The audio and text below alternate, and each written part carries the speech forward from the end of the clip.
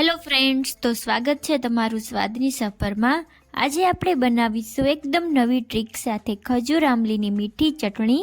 જો તમને રેસીપી પસંદ આવે તો ચેનલને સબસ્ક્રાઈબ કરજો। તો ચાલો શરૂ કરીએ। તો તેના માટે એક પેનમાં 1 કપ પાણી નાખીશું ને ત્યારબાદ અડધો કપ આંબલી નાખીશું ને અડધો કપ ખજૂર નાખીશું। ખજૂર અને આંબલીનું માપ સરખું રાખીશું ને 1/4 કપ ગોળ નાખીશું। જો તમે ખજૂર ના નાખો તો ગોળ અને આંબલીનું પ્રમાણ સરખું રાખવાનું, એટલે અડધો કપ આંબલી તો અડધો કપ ગોળ। હવે આપણે આને 10 મિનિટ માટે ઉકળવા દઈશું।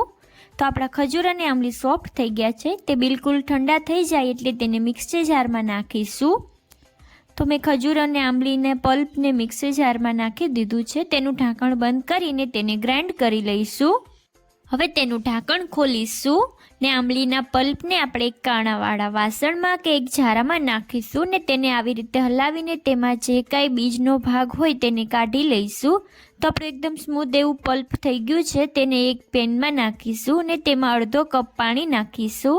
તો હવે ખજૂર આંબલીનું પલ્પ અને પાણીને સરસ રીતે મિક્સ કરી લઈશું।